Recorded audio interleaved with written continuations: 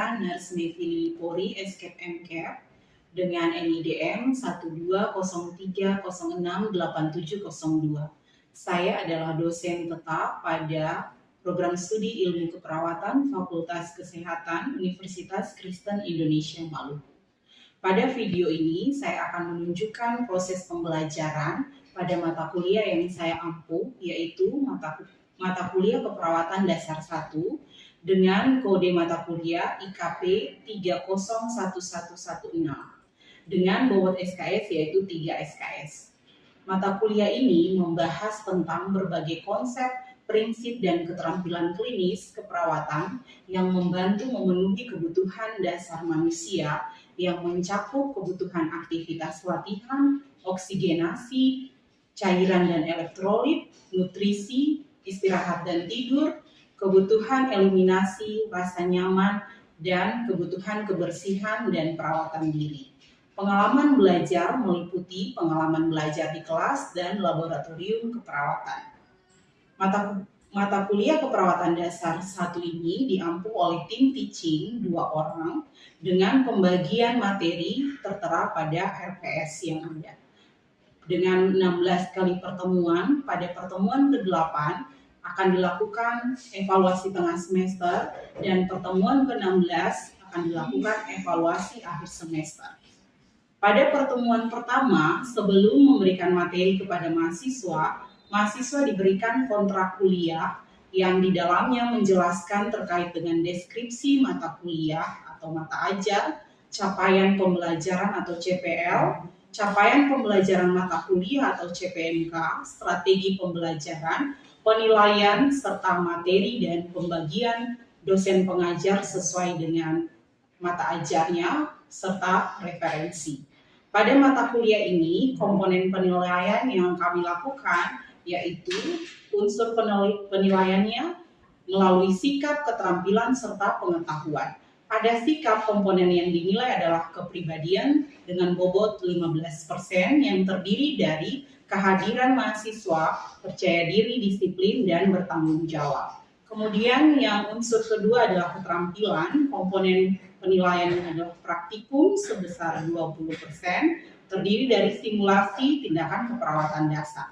Yang ketiga adalah unsur penilaian pengetahuan, yang terdiri dari tugas meringkas 10%, yang terdiri dari tugas yang dikerjakan secara individu oleh mahasiswa, kemudian ujian tengah semester 25%, dan ujian akhir semester 30%. Pada video ini, saya akan memperlihatkan proses pembelajaran pada pertemuan ke-14 dengan capaian pembelajaran mata kuliah, mahasiswa mampu menguasai teknik, prinsip, dan prosedur pelaksanaan asuhan atau praktik keperawatan yang dilakukan secara mandiri atau berkelompok untuk memenuhi kebutuhan kebersihan dan perawatan diri.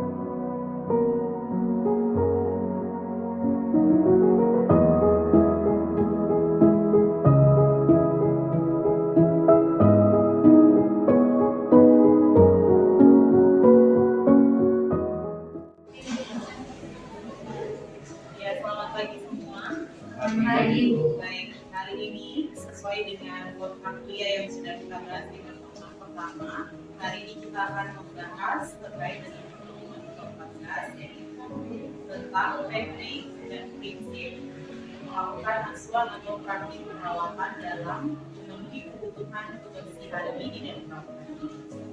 Baik, sebelum saya melanjutkan praktik pada hari ini, saya ingin mereview atau ingin menanyakan terkait dengan konsep yang sudah kita sama-sama belajar di kelas terkait dengan konsep kebersihan dan perawatan diri. Masih ingat konsepnya?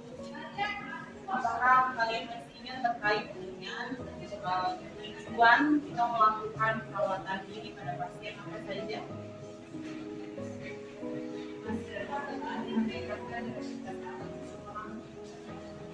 Ya, Dia memperbaiki personal hygiene yang kurang agar mencegah penyakit. baik. Itu tujuannya ya, melakukan perawatan diri pada pasien dan kebersihan. Kemudian yang berikut, apa dampaknya kalau kita tidak melakukan memenuhi kebersihan atau perawatan diri pada pasien? Maksudnya konsepnya itu ada dampak fisik dan dampak psikososial. Kalau dampak fisik itu gangguan fisik yang sering terjadi itu gangguan psikososial. baik, salah satunya adalah gangguan intensitas tidur. Oleh karena itu, kita sebagai perawat perlu memperhatikan kebutuhan pasien karena kebutuhan kebersihan dan perawatan diri adalah merupakan kebutuhan dasar manusia ya, yang harus kita penuhi. Nah, untuk pasien-pasien yang tidak bisa melakukan pemenuhan kebutuhan tersebut secara mandiri, maka perlu dibantu oleh kita sebagai perawat. Baik, hari ini saya akan menjelaskan terkait dengan bagaimana teknik melakukan kebersihan dan perawatan diri pada pasien-pasien yang memang harus kita bantu. Yang pertama itu terkait dengan memandikan pasien, kemudian melakukan perawatan gigi dan mulut dan menyiram pasien. Jelas ya? Untuk alat-alatnya, di sini ada alat-alat dan bahan yang harus kita siapkan. Sebelum kita bertemu dengan pasien, kita siapkan dulu alat-alatnya. Di sini ada foam mandi dengan standar foamnya. Jadi foam mandinya ada dua, berisi air. Airnya harus air hangat ya. Kemudian ada handuk. Handuknya dua. Kemudian ada wastafel. Wastafel yang kita pakai 3, yang satu kita pakai untuk sabun, yang satu untuk bilas, kemudian yang satu kita pakai untuk membersihkan daerah genital pasien. Kemudian ada selimut dan baju gantinya pasien, ya, baju yang bersih. Ini untuk memandikan, kita menggunakan sabun, ya, nanti sesuaikan dengan perlengkapan mandinya pasien. Ada sabun, kita gunakan sabun, kemudian ada bedak dan lotion sesuai dengan kebutuhan pasien. Kemudian ada juga deodoran. Ya, jadi nanti kita tanyakan alat-alat yang biasa dipakai oleh pasien apa saja, kemudian kita gunakan dan siapkan. Kemudian untuk sikat gigi ada bengkok atau ear beacon, kemudian ada handuk, ada sikat gigi dan pasta gigi punyanya pasien. Kemudian untuk merawat rambut, kita siapkan sisir rambut. Kemudian ada gelas dan berisi air, kemudian dengan sedotan. Baik, yang berikut ada sarung tangan yang bisa kita gunakan untuk bisa melakukan pembersihan perawatan diri. Baik, yang pertama kita bersihkan daerah dari atas ke bawah ya, dari bagian wajah dulu. Jadi kita ambil handuk, kita letakkan di bawah kepala pasien atau di bawah lehernya pasien.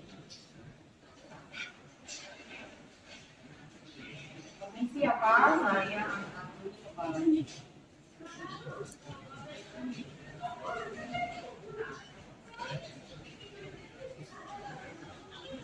Setelah itu kita ambil wastafel, kita basahi wastafnya, lalu kalau daerah wajah kita tanyakan pasien ya, apakah pasien menggunakan sabun khusus untuk wajah atau tidak. Lalu tanyakan apakah mau pakai sabun atau tidak ya.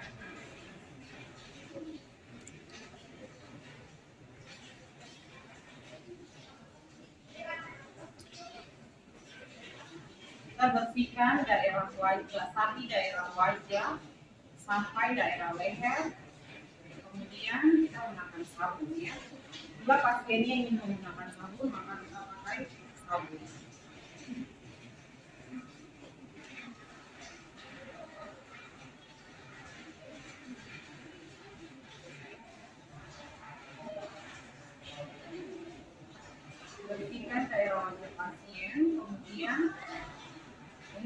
daerah mata itu menghancurkan pasien menutup mata, kemudian kita bersihkan dari daerah dalam keluar ya, sampai ke bagian leher.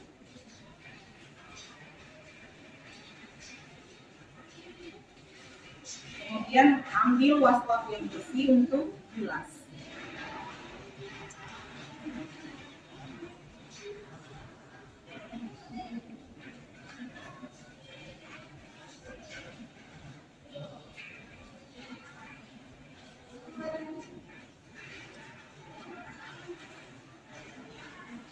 Bilasnya 2 kali ya. Yang pertama di air pertama, kemudian ke komen.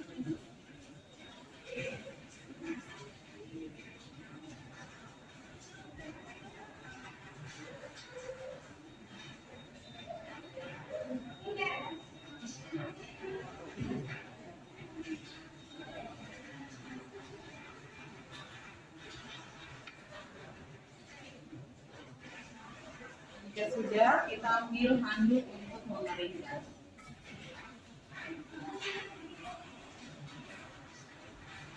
Permisi ya Pak, saya dulu wajahnya. Sambil kita komunikasi dengan pasien ya.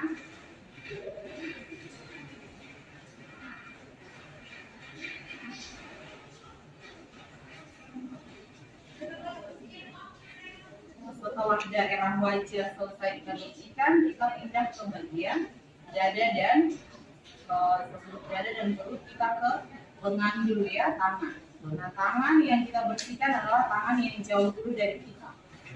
Ya, setelah itu baru dikasih. Itu handuknya kita angkat, permisi Pak, saya angkat dulu handuknya.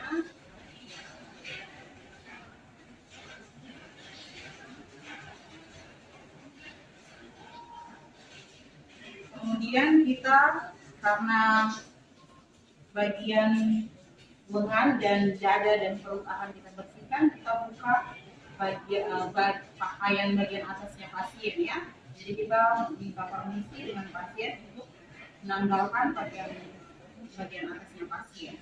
Permisi ya Pak, saya lepaskan dulu pakaiannya. Kalau misalnya pasiennya bisa, boleh pasiennya yang melakukan. Tapi kalau tidak bisa, berarti kita bantu. Ya.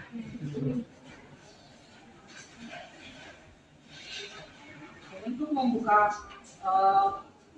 pakaiannya pasien, perhatikan juga ada pasien yang menggunakan infus, ada yang tidak ya. Jika pasien yang terpasang infus pada lengan kiri misalnya, maka kita proses membuka pakaian dari lengan mana dua? Lengan yang sehat ya. Kebalikan ketika kita melakukan pemasangan pakaian, kita pakai dulu yang lengan yang ada terpasang.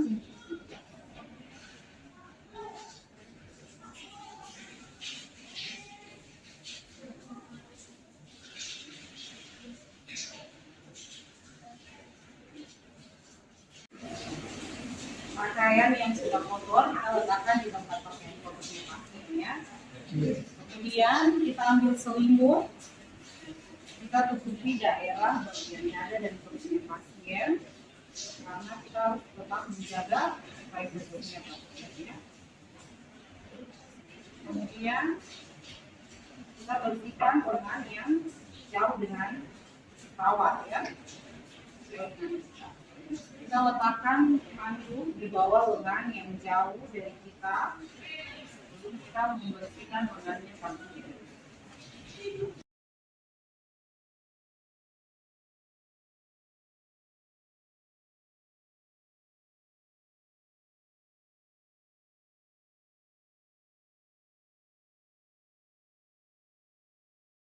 Untuk daerah lengan, kita bersihkan dari daerah yang atas ke bawah ya, daerah. Jadi dari jari kita bersihkan sampai ke daerah axilla ya. Kalau pasiennya bisa kerjasama, kita suruh pasiennya angkat tangan ya. Tapi kalau pasiennya tidak sadar, maka kita yang mengangkat tangan pasien.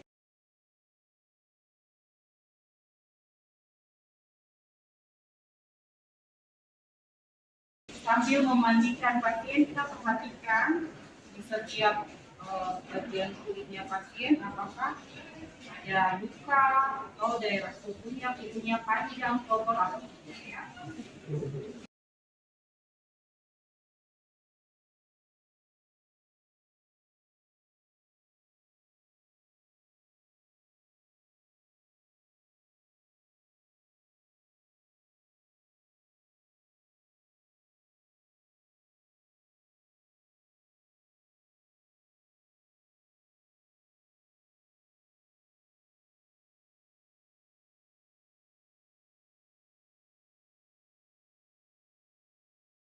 Jika pasiennya sadar, boleh kita sambil komunikasi dengan pasien ya, ajak pasiennya berbicara karena pasien bukan benda mati ya.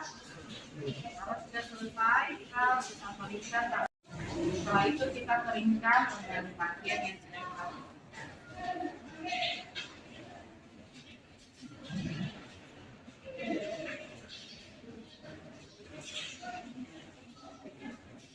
Kita angkat handuknya, lalu kita pindahkan ke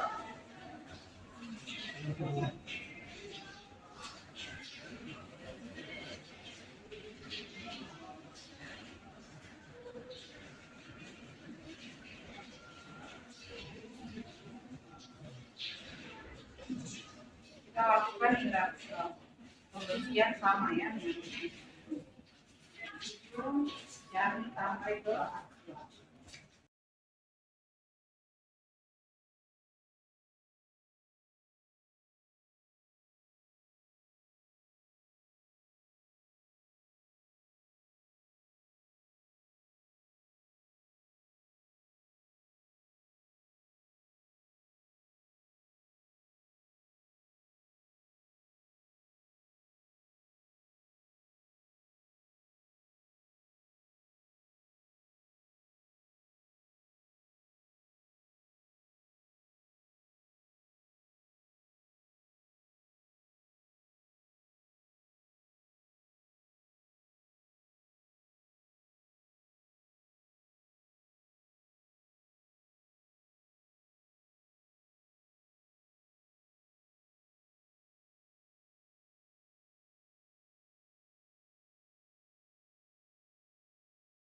Setelah itu kita keringkan.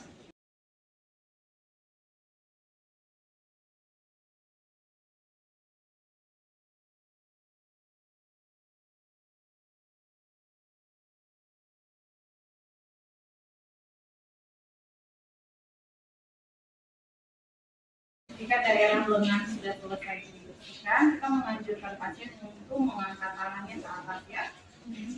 Berarah di atas seperti ini. Dan kita mulai membersihkan daerah dada dan perut pasien. Kita lepaskan dulu selimut pasien.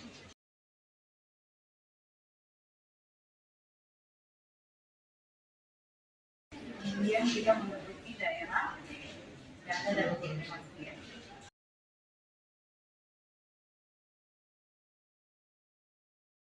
Kemudian kita mulai membersihkan dari daerah dada sampai bagian perut di simfisis, daerah simfisis kutisnya pasien ya. Permisi ya, saya bersihkan dulu daerah dada dan jika pasiennya sadar maupun tidak sadar, tetap kita melakukan komunikasi ya.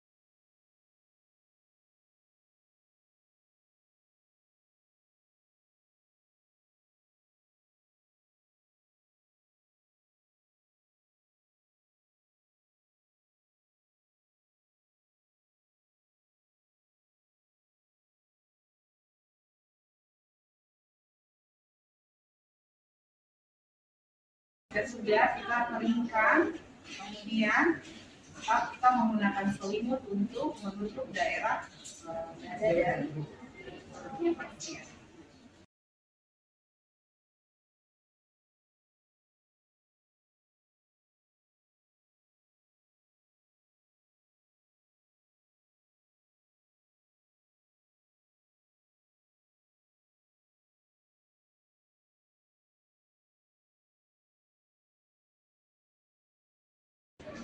Dengan pasien kita anjurkan untuk dibersihkan ya.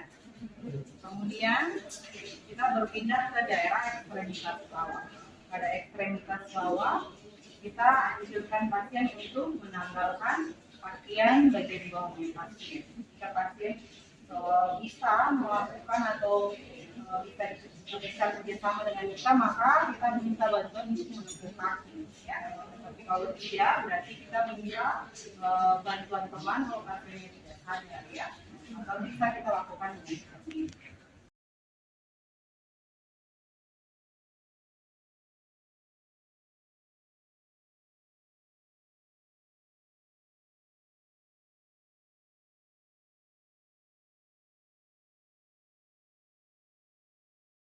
Bagian yang sudah kotor kita letakkan di tempat pakaian.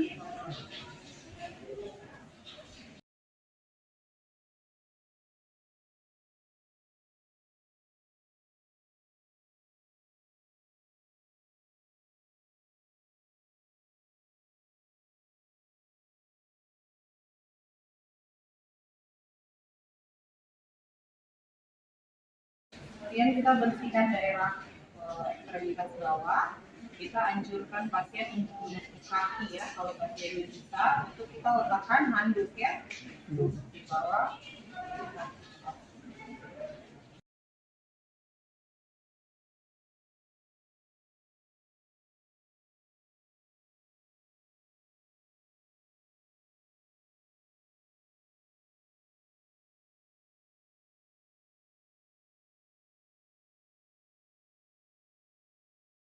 Untuk daerah kaki kita bersihkan dari daerah mana?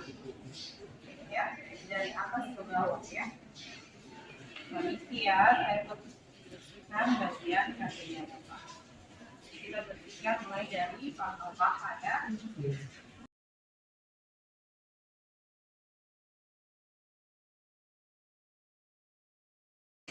Jadi kita bersihkan dari daerah yang bersih ke daerah yang kotor ya.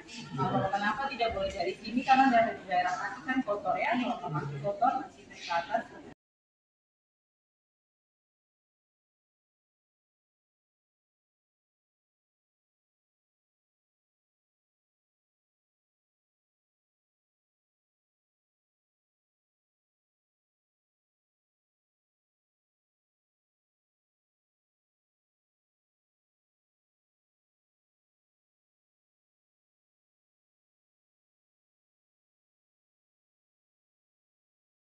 Sambil kita perhatikan apakah ada luka, atau ada lecet, atau kukunya pasien bersih atau tidak ya.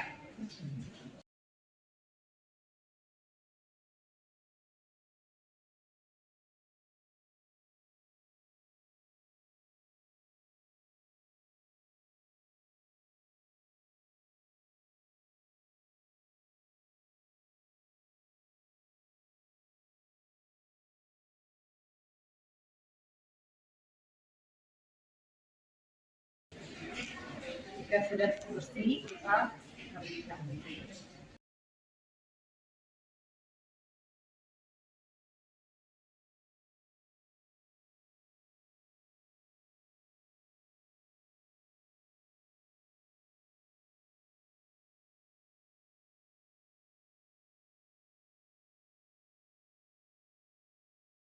Kita pindah ke kaki yang sebelah ya. Kita tepuk kakinya pasien, kemudian kita angkat handuknya, kita geser ke kaki yang akan beroperasi.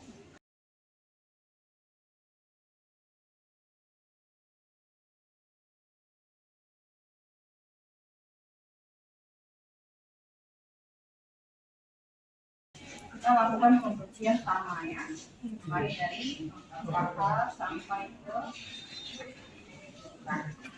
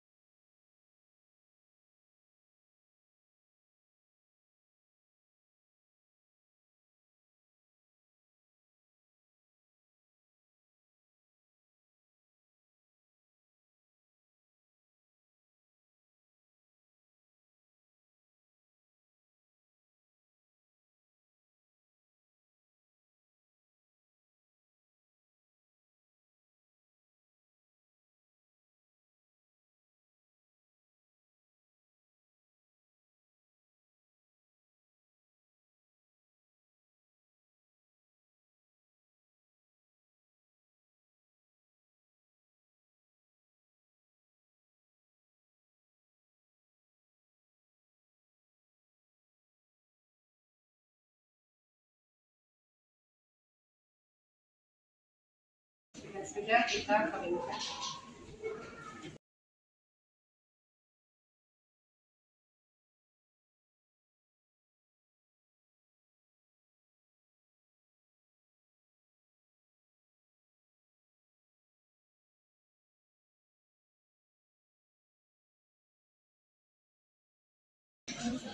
Yang berikut adalah daerah genitalianya pasien. Nah, pada daerah genitalia, kita tanyakan pasien kalau pasiennya sadar, dia mampu membersihkan sendiri, maka kita memberikan waswap. Waswap yang kita kasih bukan waswap yang tadi sudah kita gunakan ya. Jadi waswap yang tadi yang belum kita gunakan ini khusus untuk daerah genitalia. Jelas? Jika pasien sadar dan pasien bisa melakukan sendiri, kita bantu meletakkan handuk di bawah punggungnya pasien, kemudian pasien yang membersihkan. Karena kita harus menjaga kondisinya pasien. Jika pasiennya tidak sadar, baru kita melakukan pembersihan. Jelas ya?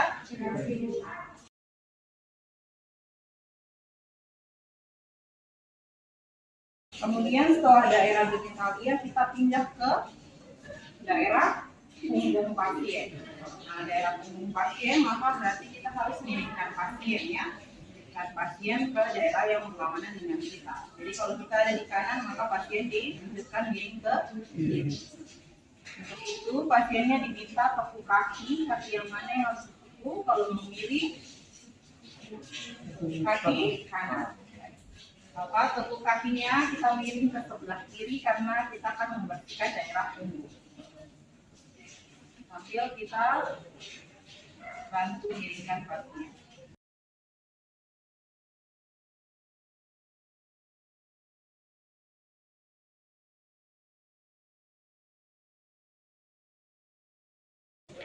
Sudah kita letakkan handuk di bawah punggung pasien.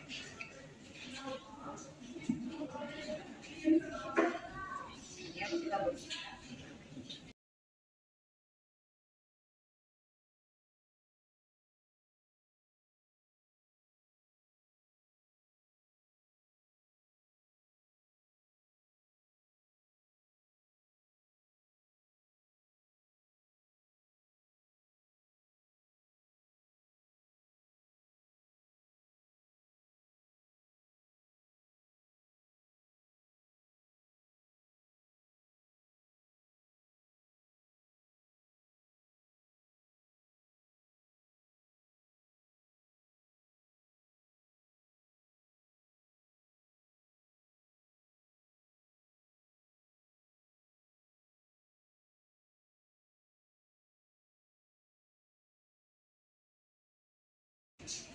Jika sudah, kita keringkan.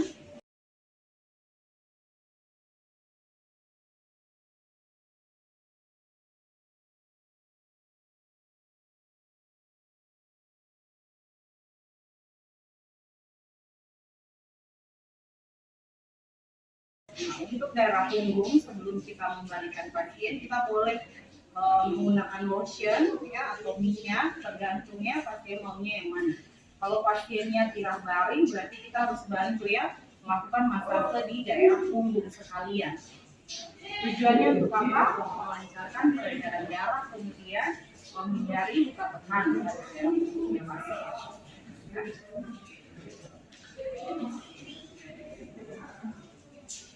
Lalu sudah selesai, kita balikkan pasien. Mari kita balik ke sebelah kanan. Kita bantu pasien berdiri, kemudian kita mengenakan bajunya pasien ya. Jadi kita ambil pakaian bersihnya pasien, kemudian kita pasangkan.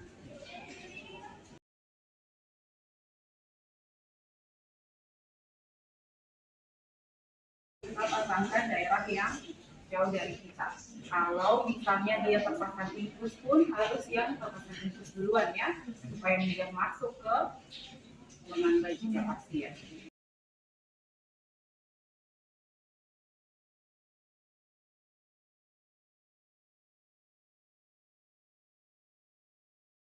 Kita kenakan celananya pasien ya.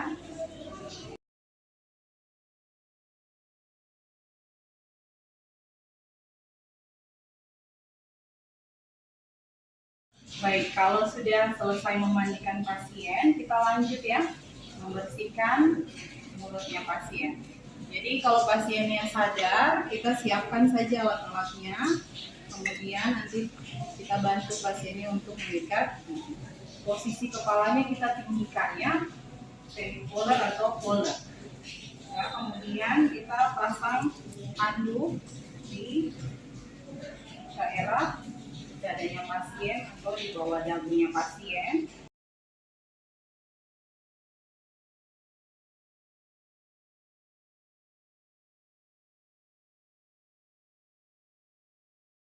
Kemudian kita ambil bengkok, siapkan bengkok, air di dalam gelas dengan sedotan, kemudian sikat gigi dengan pasta giginya.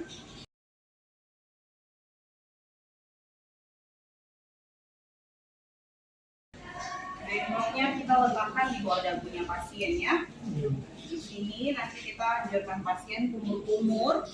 Ya, kalau pasiennya sadar ya, pasiennya kumur-kumur. Kemudian kita kasih sikat gigi untuk pasien supaya pasien bisa menyikat giginya sendiri karena pasien mampu melakukan. Ya.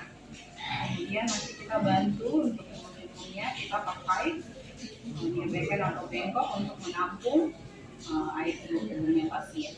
Jelas?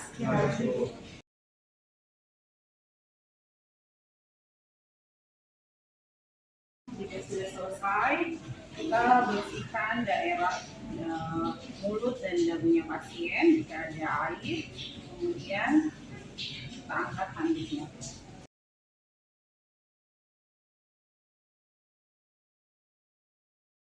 Setelah tindakan kita selalu menanyakan ya apa yang dirasakan pasien, jangan sampai ada keluhan. Kemudian yang berikut, setelah itu kita merapikan rambut pasien ya. Kita ambil sisir, kemudian kita sisir rambutnya pasien. Ya, karena ini juga merupakan salah satu kebutuhan yang harus kita penuhi ya. Walaupun pasien sakit, tapi tetap harus sisir rambutnya ya. Kemudian kalau sisir rambut, kita sisir rambut itu tekniknya adalah dari ujung, bukan dari pangkal duluan, dari ujung ya. Apalagi pasien kalau tidak baring lama, biasanya kan musut rambutnya ya. Kalau langsung dari pangkal maka pasti pasien akan kesakitan. Jadi tekniknya itu kita mulai dari ujung-ujung rambut sampai ke pangkal, gitu ya. Kalau perempuan maka kita rapikan, ada ikat rambut, kita langsung rapikan rambutnya pasien. Jelas? Jelas.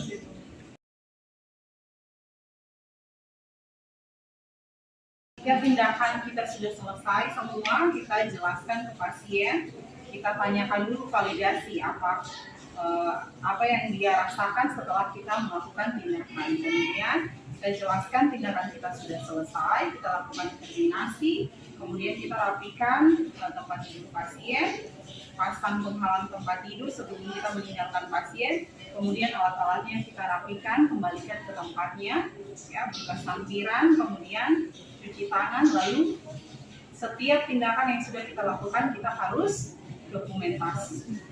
Jelas ya? Baik. Sebelum kita meninggalkan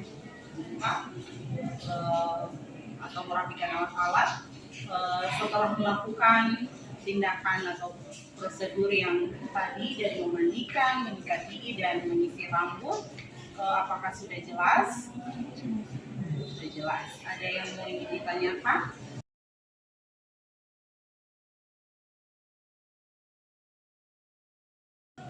Ibu, di sini saya mau bertanya, Ibu, apakah semua pasien yang dirawat di tempat tidur ataukah hanya untuk pasien tertentu saja, Bu?